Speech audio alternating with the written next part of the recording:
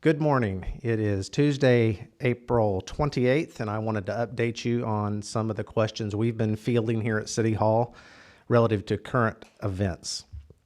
I am glad that the governor's order, although he extended it through May, I am glad that we are able now to get out and support many more of our local small businesses who need your support now more than ever.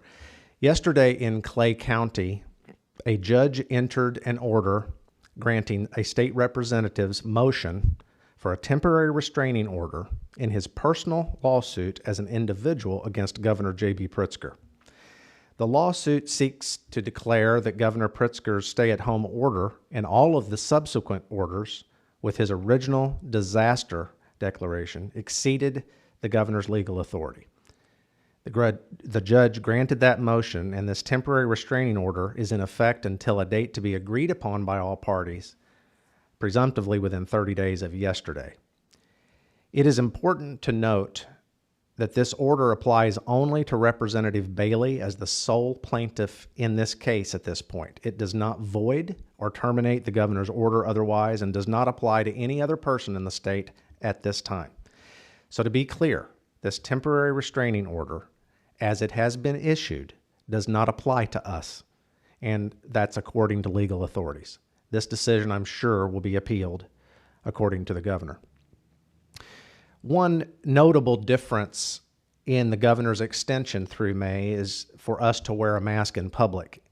Here's why. As more and more testing results become available, the data is showing that about 1 in 5 people have had the virus, which actually is a pretty good thing. Most of us never even knew, or most of those that were tested this way never even knew it or experienced symptoms. I know that this order is very controversial to some of you. The idea of wearing a mask is pretty simple. It's to help prevent those that may have had the virus and didn't know it from spreading it. And the Illinois State Police issued a notice on Saturday that they will be actively enforcing that order.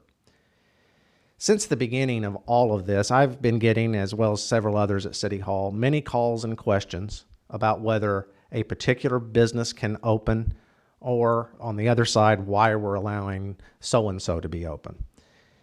The governor has repeatedly stated that he is not going to police his order and that it requires self-policing, in his words. Somehow it's become expected that local authorities, including me, are the interpreters, the judges, and the juries for compliance to his order. I've been placed in a position more times than I can even remember at this point to have to tell a small business owner that they cannot sell a product to someone, even in all due diligence, if they're never coming face-to-face with their customer. And I know good and well that that potential customer that they tell no just drives by their business and heads to one of our bigger stores and buys a similar product. That is not fair. And in good faith and in all good conscience, I can no longer be in a position to dictate winners and losers. I will give you the direction as to what the governor's order states as best I can, but we simply do not have the policing resources to interpret and then dictate which businesses can be open or not. We're going to leave those decisions, just like the governor said, to self-policing. While I know it's a human instinct to point out all the flaws of other people, I'm asking you, if you don't agree with the decision that another person has made or another business has made in this regard, then it's your right to avoid that business. There are risks with every decision, but when it comes down to whether you can pay your bills and feed your family, I can no longer look someone in the face and tell them in good conscience that they cannot do that, so long as that they are doing their part to comply with healthy ways of doing business. And if the governor isn't going to police his order, the city certainly isn't going to fine you or arrest you. Other comments I've been hearing is something about constitutionality of all these rules, and specifically, most recently, constitutionality of having to wear a mask. I know that feels very uncomfortable. Personally, I haven't figured out how to wear one and keep my glasses from fogging up every time I exhale. But for my part, I will be adhering to that order and wearing a mask. I feel it's the right thing to do. The only silly thing about that directive to me is that we start wearing them on May 1st. I think we should put them on now. It's the one thing that maybe makes most sense to me of all this. And we have all had to wear a shirt and shoes to get service in stores for years. And I personally think wearing a mask to a store for just a few weeks is one that makes sense. Throughout the 8 times that I have spoken with you during this crisis, I've made my best attempt to be a voice of reason and of transparency. I'm not speaking to you today to tell you what to think, but to share with you what I think, and more importantly, what I believe is a reasonable approach going forward. As you can tell from my comments today, I'm very much, literally and figuratively, in the middle of all these issues and rules and decisions. And like some of you, I see the risks of not following the rules, and in many cases, I see the absurdities in the rules. I am finding it all very difficult to reconcile, just like many of you. And at no time do I ever recall being told that the possibility was for us that 0 people would get sick from the virus. What we were told is that we needed to stay home so that we could treat all of those that were inevitably going to get sick, but reduce their numbers at any one time so that the hospitals did not get overwhelmed, so that everyone could be treated. My current understanding is that we do not have 1 patient hospitalized in Marion and only 6 in the entire SIH system. This undisputed fact points to the fact that our hospitals are not being overwhelmed with COVID-19 patients. But I do still believe that these things are facts. If you're elderly or you have a compromised immune system, this virus is deadly with alarming efficiency. You need to be very cautious. It's going to be interesting as the world evaluates the effectiveness of all these measures that different countries and different regions took when they study Sweden that locked down their elderly and their immune compromised, but did not lock down their economy and everyone else. Thus far, that data is very conflicting, it further complicating any sense of whether that was the right approach. But if you're not elderly and you're not sick, the overwhelming data points to the fact that if you get the virus, you're going to feel terrible for a few days or weeks, but you're very unlikely to die from it. And even that said, I know personally someone that has a connection to Marion that's lost so many members of her family to this virus, and no one can find that fate acceptable either. I also know that there are many businesses and the families that are supported by them who are not sick and are suffering economic devastation beyond anyone's comprehension. I am convinced that many businesses simply cannot make it until June. I get that. And I also get that long-term poverty, joblessness, and the mental health issues that will come along with those things, I think those are all deadly as well. Utter economic collapse and mass unemployment is not acceptable either. But I don't believe we have to make a choice between one extreme or the other. I believe that we have to find a safe middle ground to solve these problems. Neither complete ignorance of the health risks that we continue to face or complete disregard of the long-term effects of economic collapse are acceptable. I am asking you to support me and other mayors, community leaders, and legislative leaders to seek out and support a middle ground. And yeah, I think that's possible. I was proud to be a part of a work group of other local mayors and legislators that last week appealed to the governor to loosen some of the restrictions placed on us locally based on our experience and facts.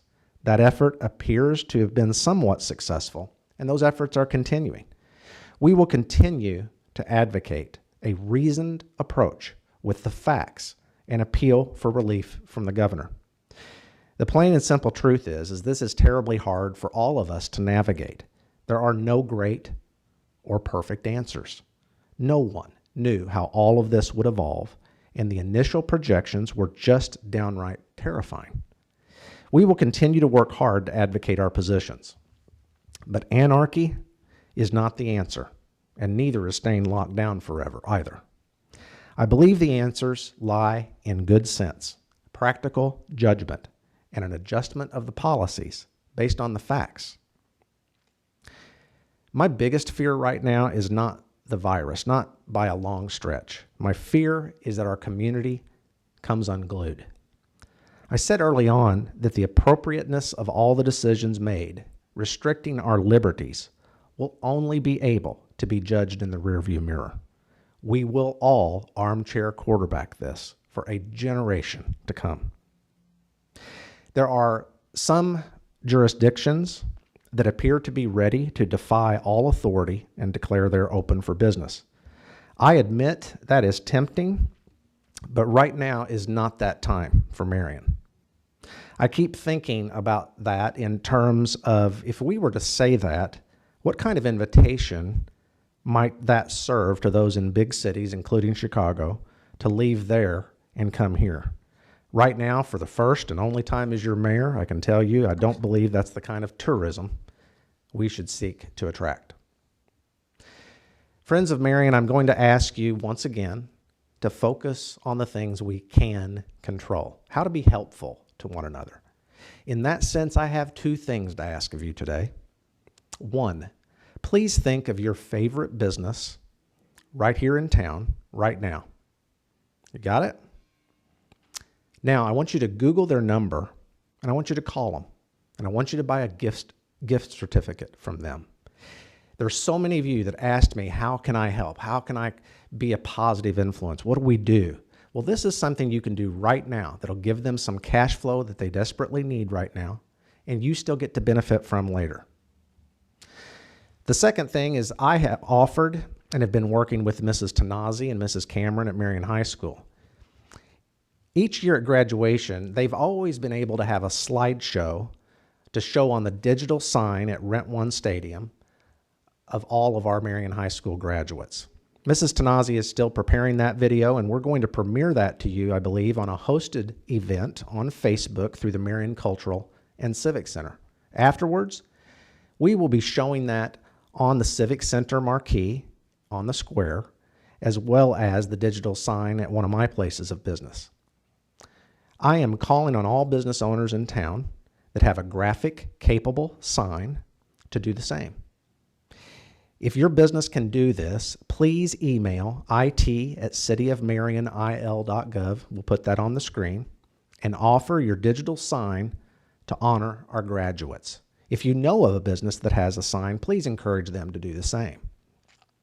And to everyone else listening to me right now, whether you have someone that you know and love that's graduating or not, I think you can all certainly empathize with our graduates. Please help think of creative ways that you can honor them in May, even if only in your front yard. I believe this is the one thing we can control and that we can all agree on. You see, friends, our kids are watching.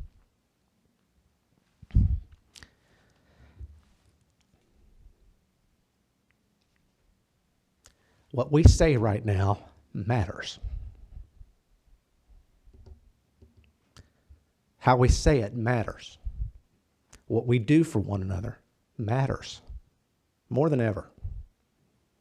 Our kids are watching us right now, and through their observations, they're learning how to overcome adversity. By honoring our graduates, we can show them respect, we can show them love, and we can show them triumph. A generation from now, they're going to be leading our nation. Our children learn what they live. Please join me in showing them how to care for one another. Marion, every time I speak to you, we are that much closer to working our way out of this. This past week was the 1 year anniversary of my election to this office. So many of you have said something to me like, I know you didn't sign on for this, or I bet you wish you hadn't run for mayor now. Nothing, and I mean nothing, could be further from the truth of my gratitude for my job and my mission. Thank you for allowing me this opportunity. And no, of course I didn't see this coming, but I will confidently tell you there's no place on earth I'd rather be, and I'm so grateful to be here. To that point, please be kind to one another. We really do need to support each other right now more than ever before. Please understand that no one really has all the answers. I know I don't. But I believe that everyone really is trying to do the best that we can and navigate all of this with the facts that we have in front of us.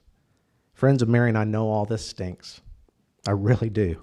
I know you're worried. I know you're still worried. But we are way past the fear stage of Armageddon. The worst didn't happen. We're okay. And we're going to be okay. And we're going to thrive. And I'll do everything in my power to help guide us to that point and still stay healthy. Because rest assured of this, there are terrific things coming Marion's way. And I'll be so excited to announce some of those things in the days and the weeks ahead. We are pulling away from this unexpected stop sign on our road trip. The road's still a little bit choppy, but we are that much closer to seeing all of this in the rearview mirror. As always, please call, email, or text me if you need my help. And may God bless you, the city of Marion, and our great nation. Thank you.